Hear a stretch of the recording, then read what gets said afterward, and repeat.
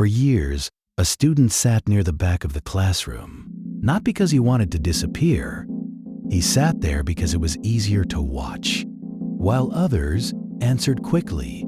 He noticed different things. He noticed how one classmate sounded confident, but kept tapping a pencil under the desk. He noticed how another laughed loudly, but went silent whenever the conversation became personal.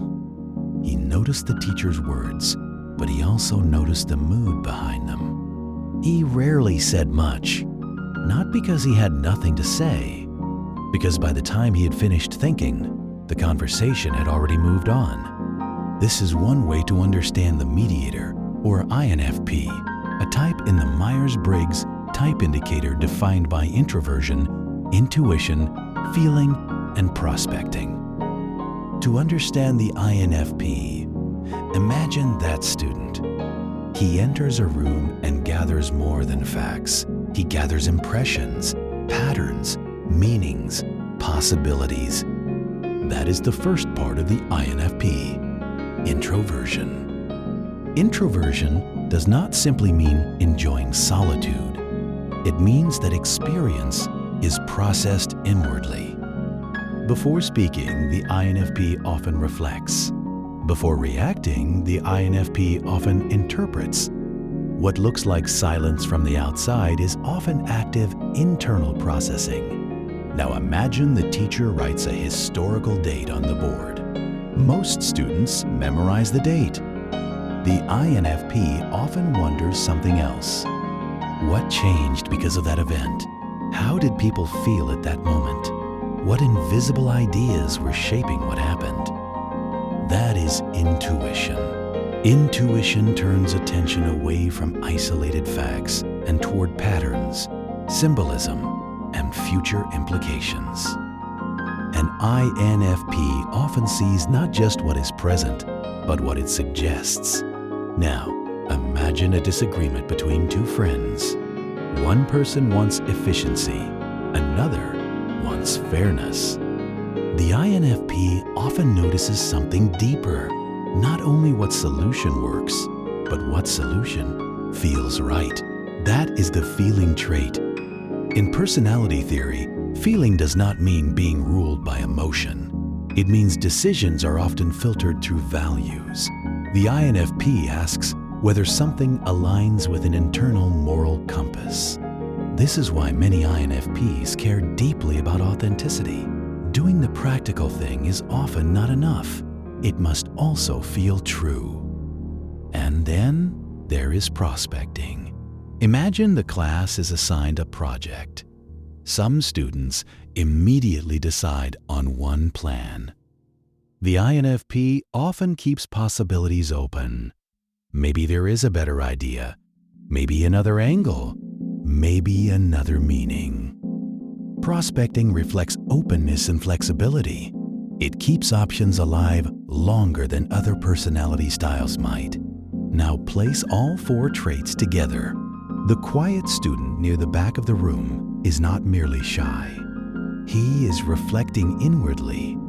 He is searching for hidden meaning. He is judging ideas against values, and he is resisting premature conclusions. That combination creates the personality often called the Mediator, but this personality carries attention. One afternoon, the student writes in a notebook. He writes about the future, about the kind of life he wants, work that matters, friendships that feel genuine, a life that feels honest. This reveals something central to the INFP. Many personality types ask, how do I succeed? The INFP often asks, how do I live truthfully?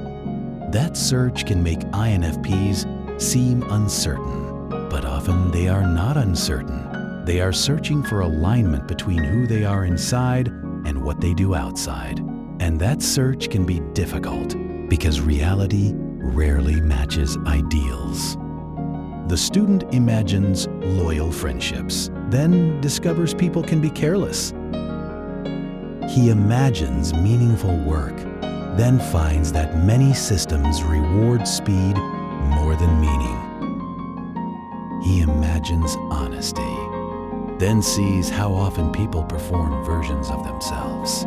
This is why many INFPs feel disappointment intensely, not because they are fragile, because they compare reality to an inner vision of what could be. Yet the same inner vision is also one of their greatest strengths.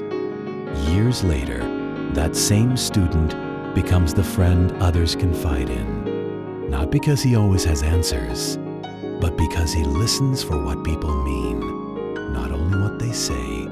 He notices hesitation. He notices sadness hidden behind jokes.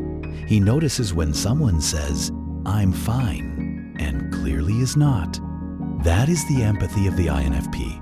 It often comes from paying close attention to emotional nuance. And there is another strength, imagination. That same student may become a writer, or a teacher, or a designer, or simply someone who sees connections others overlook. INFP imagination is not merely fantasy. It is the ability to imagine alternatives, different futures, different ways things could be. But there is also a cost, because the mind that sees many meanings can also overanalyze. A short conversation can be replayed for hours. A small mistake can become self-questioning. A decision can become difficult because every path seems to carry moral weight. The same depth that creates insight can also create mental exhaustion. This is one reason INFPs can appear contradictory. They may seem calm, yet feel intense. They may seem flexible, yet become immovable when values are involved. They may seem quiet, yet possess powerful convictions. To understand the INFP is to understand this hidden intensity.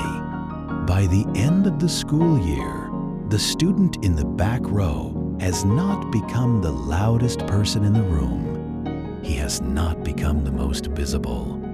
But he understands people differently now.